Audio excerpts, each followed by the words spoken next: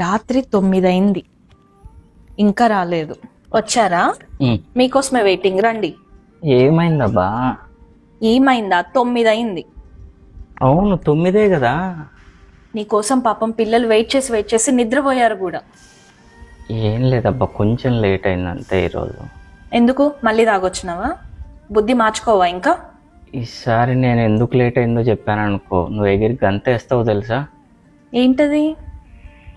నీకు తెలుసుగా, డల్లాస్లో రెస్టారెంట్లు ఎక్కువైనాయి, ఏదో ఒక ఆఫర్లు పెడుతూనే ఉంటారని. అవును.